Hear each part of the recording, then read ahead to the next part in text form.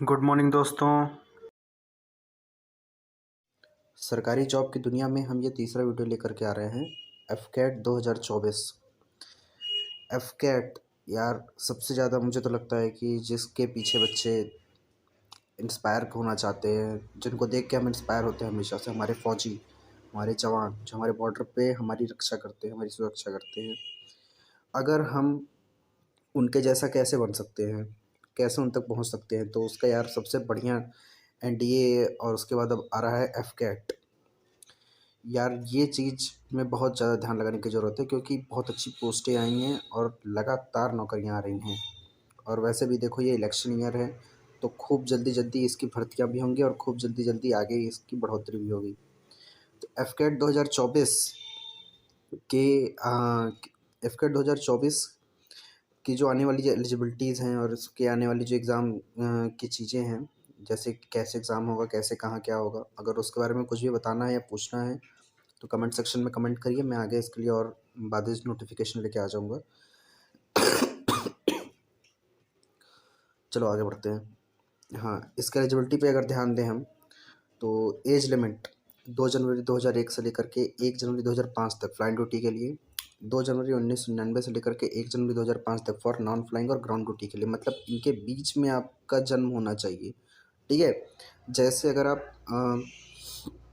2001 में अगर 1 जनवरी को पैदा हुए हैं तो आप फ्लाइंग ड्यूटी के लिए नॉन एलिजिबल हैं, बट नॉन फ्लाइंग और ग्राउंड ड्यूटी के लिए एलिजिबल हैं, ठीक है। सैलरी की तो बात ही क्या यार, सैलरी तो मतलब सैलरी, वैसे इन चीज़ों में आदमी सैलरी नहीं देखता है। सैलरी एक होती है बेसिक एस्पेक्ट, लेकिन यहाँ पे तो यार अपने देश की सुरक्षा के लिए भी एक जज्बा और जोश होता है। सैलरी 56,000 से लेकर के 1,70,500 तक की। इंश्योरेंस का कवर अगर पूछोगे तो भाई गजब ही है। 1,10,00,000 के ऊपर का इंश्योरेंस कवर भी है साथ में। मैरिटल स्टेटस कैसा होना चाहिए? मैरिटल स्टेटस भाई अनमैरिड होना चाहिए। अगर आप पता चलता है उनको कि आप मैरिड हो ट्रेनिंग के ड्यूरेशन में भी, तो भी आपका ट्रेनिंग वहीं पर रद्द करके आपको सारी ट्रेनिंग की कॉस्ट लौटाने को कहा जा सकता है तुरंत ही। एग्ज़ाम कैसे होगा? एग्ज़ाम होगा, ऑनलाइन टेस्ट होगा, उसके बाद होगा इसका एक एसएसबी इंटरव्यू। और अब पूछना चाहोगे कि एग्ज़ाम का मतलब परफॉर्मा पैटर्न कैसा होगा, तो उसके लिए मैं एक नेक्स्ट वीडियो बना दूंगा अगर कमेंट करोगे तो। टैटूज़ अलाउड नहीं है, बिल्कुल नहीं अलाउड है। टैटूज़ बॉडी में कहीं भी एक भी टैटू नहीं होना चाहिए। तो गवर्नमेंट जॉब में लगभग सबको पता है कि गवर्नमेंट जॉब में टैटूज़ लगभग लगभग ना ही कर दिया जाता है। एग्ज़ाम की क्वालिफ़िकेशन कैसे है? एग्ज़ाम की क्वालिफ़िकेशन है फ्लाइंग 38 पोस्ट टोटल, 28 मेल के लिए, 10 फीमेल के लिए। बैचलर डिग्री किसी भी स्ट्रीम में चाहिए विद फिजिक्स और मैथ्स होना चाहिए ग्रेजुएशन लेवल पे, या बीई हो सकता है, बैचलर इंजीनियरिंग, या फिर बीटेक हो सकता है, bachelor in technology. Technical ground duty के लिए ये जो एल लिखा हुआ है वो है एरोनॉटिकल इंजीनियरिंग विथ इलेक्ट्रॉनिक्स, और ये जो ए एम लिखा हुआ है ये है एरोनॉटिकल इंजीनियरिंग और मैकेनिकल, ठीक है। सर्दी हो गई यार, ठंडी है बहुत तेज। 125 पोस्ट है एरोनॉटिकल इंजीनियरिंग विथ इलेक्ट्रॉनिक्स के लिए। 125 पोस्ट है, 60% मार्क्स चाहिए फिजिक्स मैथ में with BTech PE. Mechanical engineering के लिए थोड़ा ज़्यादा स्पेसिफिक है, 50 पोस्ट हैं। इंजीनियरिंग में चाहिए मैकेनिकल, इंडस्ट्रियल और एरोनॉटिकल, ठीक है। इसमें इन तीनों में ही डिग्री होनी चाहिए, या तो फिर इक्विवेलेंट कोर्स हो कोई। ग्राउंड ड्यूटी नॉन टेक्निकल के लिए चाहिए क्या? एडमिनिस्ट्रेशन एंड लॉजिस्टिक्स में 63 पोस्ट हैं, बैचलर डिग्री किसी भी स्ट्रीम में चाहिए 60% मार्क्स के साथ। अकाउंट के 13 पोस्ट हैं, बीकॉम चाहिए 60% मार्क्स के साथ। एजुकेशन के 10 पोस्ट हैं, वेपन सिस्टम के 17 पोस्ट हैं, मेट्रोलॉजी के 11 पोस्ट हैं। और एनसीसी स्पेशल एंट्री के सी सर्टिफिकेट है एनसीसी एयर विंग डिवीजन से, ठीक है। मतलब कोई एनसीसी का स्पेशल एंट्री चाहता है तो उसको सी सर्टिफिकेट चाहिए एयर विंग डिवीजन से, एनसीसी के। कहो तो मैं पूरी नोटिफिकेशन फिर से पढ़ देता हूँ, मैं नोटिफिकेशन डाउनलोड कर रखा हूँ, रुक जाओ।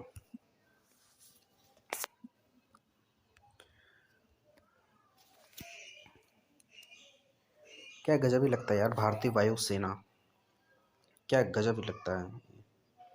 क्या गजब का इसमें लोग, अगर मैं पूरा पढ़ दूं, अगर एक बार, invites man and women from Indian citizens as per citizenship act 1955 to be a part of Indian air force as commission officers in flying and ground duty. वाह, क्या मज़ा आता है देखने में। Branches registration for online application will open on 1 और closes on 30 दिसंबर, ठीक है। तो अभी आने में कुछ दिन बाकी हैं, 10-12 दिन बाकी हैं, तो तैयारी पूरी रखना। लिंक यहाँ पे देखो, यहाँ पे लिखा हुआ है थ्रू http://careerindianeairforce.cdac.in और http://fcat.cdac.in। चलो पूरा एक बार पढ़ देता हूँ मैं आपके सामने भी। शॉर्ट सर्विस कमीशन के लिए चाहिए फ्लाइंग ग्राउंड ड्यूटी में ब्रांचेस में। जो जो चीज़ पढ़ दिया हूँ मैं वो बता देता हूँ एकदम जल्दी जल्दी थोड़ा सा। मेन की कितनी वैकेंसीज़ हैं यहाँ पे, इधर देखो मेन और वुमेन की वैकेंसीज लिखी हुई हैं, पढ़ लेना यार, सिंपल ही है, तो सब बता चुका हूँ मैं।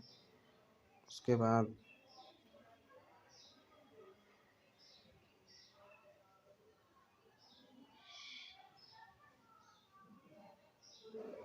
क्या है, हाँ यहाँ पे एज में फ्लाइंग ब्रांच 20 से 24 साल का होना चाहिए 1 जनवरी 2025 में, ठीक है।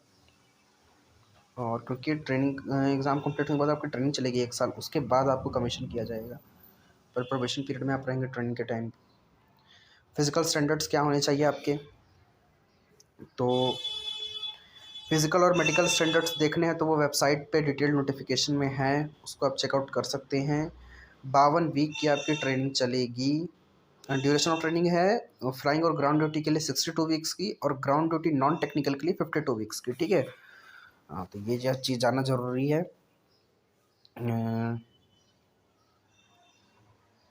आधार कार्ड मैंडेटरी है रजिस्ट्रेशन के लिए, आधार कार्ड लेकर के ही जाना। फ्लाइंग ऑफिसर की पे एज पर डिफेंस मैट्रिक्स 56,100 से लेकर के 1,70,500। 10th लेवल की ग्रेड पे है, 15,500 की MSP भी मिल रही है। और नोट यहाँ पे दिखा हुआ है कि flying cadet shall receive a fixed stipend of ₹56,100 per month during 1 year of training. तो भाई ट्रेनिंग में भी 56,000 के लगभग सैलरी मिलेगी, तो कोई पैसे के लिए तो कुछ सोचना ही नहीं है, बस देश के लिए जज्बा आपका क्या है, ठीक है। अलाउंसेस क्या क्या हैं, अलाउंसेस में है in addition to pay allowances are applicable based on the nature of duty, place of posting at it includes flying transport technical field area special compulsory. यहाँ मतलब कहाँ पे आपकी पोस्टिंग हो रही है उसके हिसाब से आपको पैसे मिलेंगे।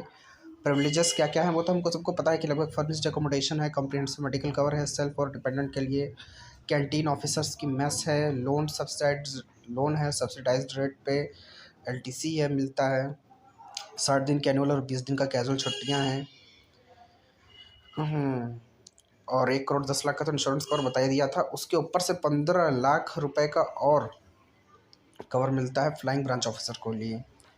स्पोर्ट्स एडवेंचर में यार क्या ही मस्त फैसिलिटी है, स्काई डाइविंग है, माइक्रो लाइट फ्लाइंग है, माउंटेनियरिंग है, वाटर राफ्टिंग है, भाई जो हम नहीं कर सकते लाइफ में यहाँ सब कुछ मिलता है, सब कुछ मिलता है। परमानेंट देखो टैटू के लिए यहाँ पे लिख रखा है कि परमानेंट बॉडी टैटू किसी भी बॉडी पार्ट पे अलाउड नहीं है। मतलब कांख में अलाउड है शायद, inner part of forearm that is from inside of the elbow to the rest of, वहाँ पे अलाउड है, मतलब बाहर नहीं दिखने चाहिए। और रिवर्स साइड ऑफ पाम, उसके लिए एक सेल्फ डिक्लेरेशन सर्टिफिकेट साइन करना होगा। कोई छोटा मोटा टैटू से कुछ दिक्कत नहीं है यहाँ पे, जो कि मिलिट्री डिसिप्लिन को ख़राब ना करे। हाँ जैसे कोई रिलीजियस सिंबल है, कोई न रिश्तेदारी में किसी का नाम लिखे, अपने प्रेमी का नाम लिखे, बहुत छोटा लगती है तो कोई दिक्कत नहीं उससे। नारकोटिक्स बैंड, ये तो भाई सबको पता ही है, तो कोई भी नहीं कुछ भी नहीं। ऑनलाइन टेस्टिंग कैसे होगी, will be conducted for AFCAT entry at various centre, candidates registering for AFCAT entry will have to pay amount of 550 plus GST as examination fees. 550 से प्लस और GST, मतलब इतना पैसे दोगे सेंटर्स पे जाके, तो वहाँ पे तुम्हारा ऑनलाइन एग्ज़ाम होगा। NCC की स्पेशल एंट्री वाले जो आ रहे हैं उनको पैसे नहीं देने हैं, ठीक है भाई। मैरिज अलाउड नहीं है, तो सबको पता है अनमैरिड ही होने चाहिए। ट्रेनिंग में भी मैरिड अलाउड नहीं है, ट्रेनिंग के बाद मैरिज कर सकते हो, तो भाई थोड़ा सूखे सूखे ही रहना, ठीक है। Candidates are required to maintain their unique registered email ID and mobile phone number active throughout the selection process। अपना मोबाइल नंबर और ईमेल आईडी सही से फिल करना और इसको बदलना मत, ठीक है। ट्रैवल अलाउंस उन्हीं को मिलेगा जो पहली बार SSB सिलेक्शन बोर्ड के लिए अपीयर हो रहे हैं, जो दोबारा अपीयर हो रहे हैं उनके लिए नहीं मिलेगा, ठीक है।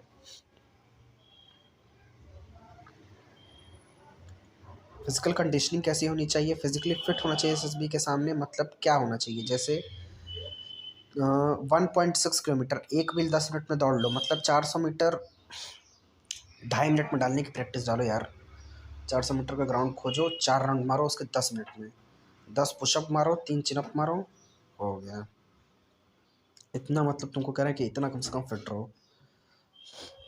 क्योंकि यहाँ पे भाई देख लो, यहाँ पे लिखा हुआ है नोटिफिकेशन में कि फिजिकल ट्रेनिंग किस तरीके की होती है। फिजिकल ट्रेनिंग में रनिंग है, स्विमिंग है, रोप क्लाइंबिंग है, हर फॉर्म की फिजिकल ट्रेनिंग है। ओ यार, क्वेरी के लिए नंबर दे रखा है, डिस्क्लेमर है। चलो फिर चलते हैं हम, नोटिफिकेशन का स्क्रीनशॉट ले लो, मैं तो कह रहा हूँ चलते हैं हम। जय श्री राम।